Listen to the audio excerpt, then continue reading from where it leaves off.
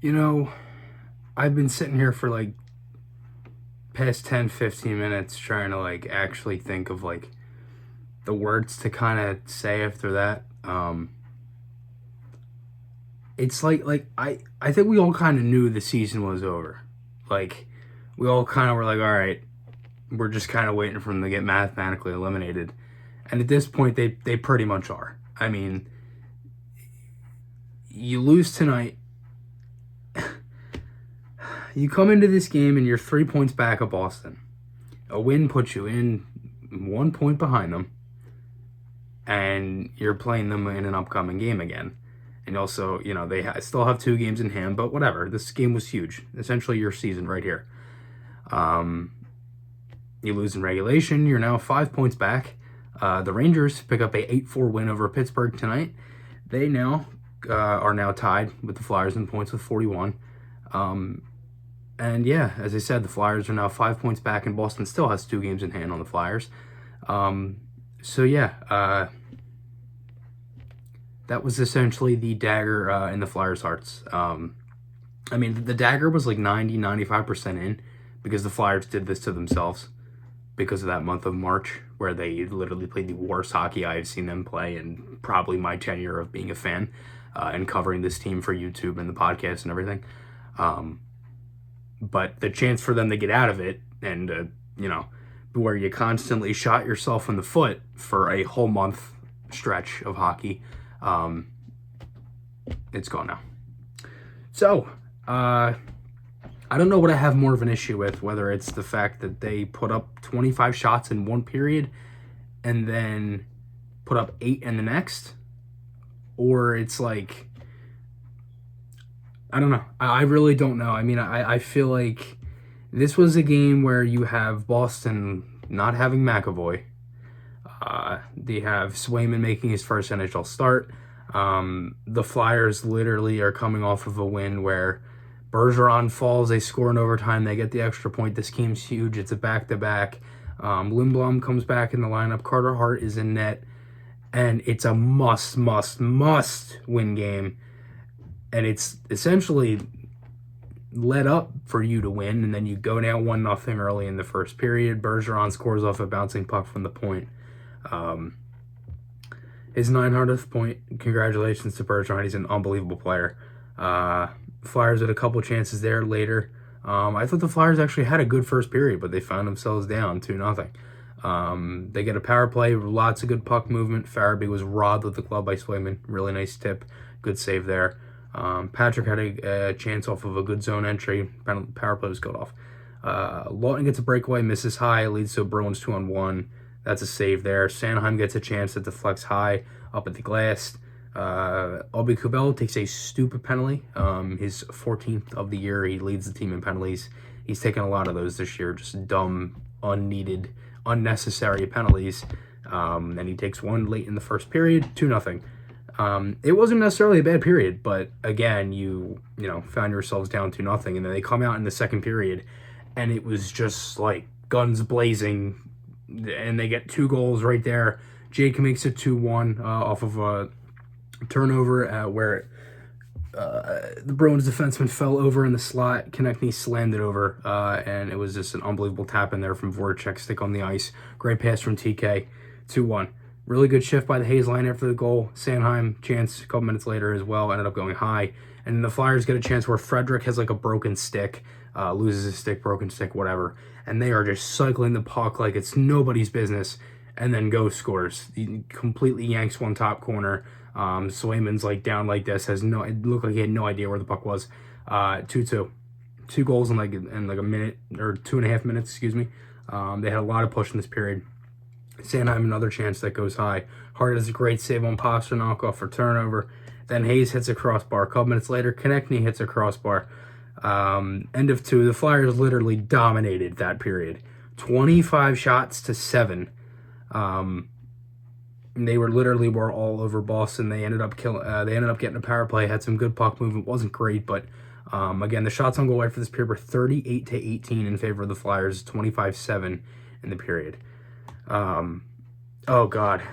Early in the third period, ref clearly misses a delay of game. No call, nothing. Literally watched it get sent out. I mean, literally watched it at the blue line there. No. More back and forth play. Then the Flyers get a power play. And Marchand scores shorthanded off a 2-1-1 where, again, like, just... Yeah, it's so patient for I don't know why. And the Bruins are a very aggressive penalty killing team, the best in the league. And they get a goal. Marchand scores, slips it right through Hart. Again, it's just one of them plays where there's like nobody backchecks. It's very similar to the second goal for Bergeron. It's like a break the other way off a Lawton breakaway, where he had 2 in this game. And again, it's not like the Flyers, like, you know, like, trying to figure out how to explain this. It's not like the Flyers didn't have chances in this game. Like, they shot themselves in the foot. They had, 2 breakaways, 2 posts, had a handful of chances where guys were wide open. Sanheim had at least 3 or 4 of them where he shot high. Patrick had one coming through the zone, shot it high. It just seemed like they were thinking too much and trying to get that perfect shot on this kid because they've never seen him before because, first NHL start, and they're trying to pick the corner. And again, they had a handful of glorious chances in this game, and they just couldn't score. And it felt like it was going to be one of those games too. Like from the way the Flyers are, and the way that they've just like Bennington a couple years ago comes in and 25 saves shutout. That's the game that's rumored. From guys you've heard on Spit and Chicklets before. Like it's rumored that that's the game that turned St. Louis around. That's what kind of got them going, and they go and win a cup. It definitely could have led to it, I'm sure. It definitely helped. And it's just one of those ones where it's like, in the third period there, they score, Boston gets the goal shorthanded, and the Flyers literally had 1 shot through halfway of this period. You didn't have as much support as you did in the second period. You didn't look like you were as feisty on the forecheck as you were. It seemed like Boston was essentially trying to get to overtime until they got the shorthanded goal. And it's like, okay, let's win this in regulation now.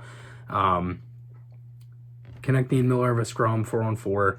They literally could barely get out of the zone. I mean, it was a bouncing puck. Every pass they threw was bouncing. It was just an abysmal third period. Like it just terrible. I mean, they had their looks, but like it was nothing like the second, and that's what it had to be. And then Boston gets a power play on a rough on Morin. How is that a rough? Like I don't understand how that's a penalty. He didn't do anything, and Morin's sitting on the bench. He's like, what? Like, how did they call that? Because it's a terrible call. It is. And with 7 minutes left, Flyers killed it off. They had a lot of good sticks at the blue line. They literally could barely get anything going after that. I mean, they would dump the puck and nobody would go get it. So then 1:58, Lindblom just sends a puck on net to get the face-off. They call timeout, and they pull Hart. So a timeout and an empty net with 1:58 left. And then you literally had a scrum in the corner for about 30, 40 seconds where you, again, had more guys on the ice and were outmanned in the battle for majority of it. That's what it seemed like. The Bruins literally just kept it up against the wall. The Flyers had 3 guys in it for about 10 seconds, and then Giroux came in. They still couldn't win the battle.